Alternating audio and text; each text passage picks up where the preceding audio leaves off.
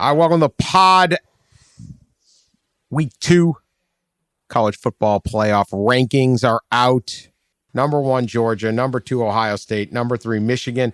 Maybe you could have flipped Michigan and Ohio State. TCU is 4. That's the big one. Tennessee was not able to stay ahead of TCU at this point. Tennessee is 5, Oregon 6, LSU 7, Southern California 8, Bama, Clemson sitting at 9, 10, and Mississippi at 11. UCLA 12 goes on from there. Thoughts? Anything stick out to you here? Just a couple things. As you said, no real bombshells, nothing super controversial. I like the fact that TCU's ahead of Tennessee. I think that you're awarding a team that's 9-0 in a good conference. And while Tennessee has some great wins, that loss had to leave a mark, and it did. You go from 1 to 5, and Boo Corrigan, the selection committee chair, brought up they viewed both the Tennessee and Oregon losses to Georgia as one-sided losses. In other words, losing by 14 didn't tell the whole story of that game. Everybody on the committee watched that game, and they knew it was a blowout. And so that's why Tennessee is being docked what it is for losing that game. That is important because you could end up at the end of the day, can Tennessee get in? Look, right now you're looking at Georgia wins out, they're in. The most obvious deal here, Ohio State and Michigan play. Can one of them stay or not? We can talk about that in a sec, but let's say one gets bounced. TCU obviously can play its way in. If that's the case, who's 4?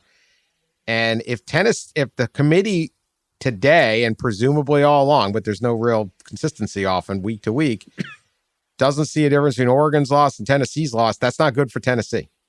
Right. And additionally, not good for Tennessee, their final 3 games are Missouri, South Carolina, Vandy. There may only be one 500 team in that. They don't have anywhere to pick up a lot of strength. Meanwhile, Oregon has Washington this weekend. They have Utah that I think would remain ranked no matter what happens. They're at Oregon State, which could be an 8-win team. All 3 of those are over 500 teams, which seems to be a marker they use. And then you'd have a Pac-12 title game. Oregon has a lot more that they can pick up late than Tennessee can.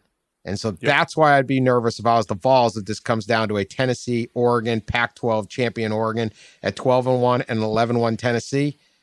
Even with the win over LSU, even with the win over Kentucky, even with the win over Alabama, I don't know if you can hold off the Ducks.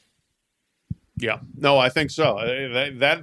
And boy, that'll be fascinating because obviously one was a 46-point game, and the other was, while it was 14, it was probably more like a 3 to 4 touchdown game.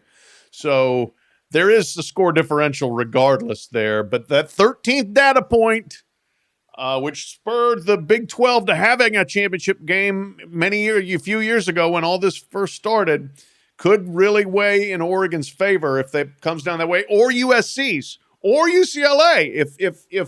If any of those teams get to 11-1, get in the championship game and win against one of the other ones, that's a big schedule boost there. So the Pac-12, for once, is sitting in a position where they've got a lot of upside as it stands right now with 6 Oregon, 8 USC, and even 12 UCLA, and 13 Utah. I mean, they're not going to make it with 2 losses, but they can help other people's schedule if you beat them. The only other one that interests me is, can Ohio State or Michigan survive a loss and stay in front of what would essentially be a 12-1 Oregon or an 11-1 Tennessee?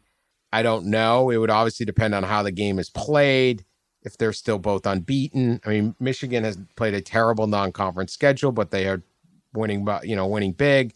Ohio State's winning big. The one thing is Notre Dame is now ranked at 20th, which should help the Buckeyes if that was somehow a scenario. And if Notre Dame wins out and ends up an improbable 9-3, Notre Dame could be a really good win for Ohio State all of a sudden. Yep, but one other thing Boo Corrigan said, that non-conference schedule from Michigan has become a factor. I would still be nervous if I'm Michigan if you lose to Ohio State, how much that could come back to haunt.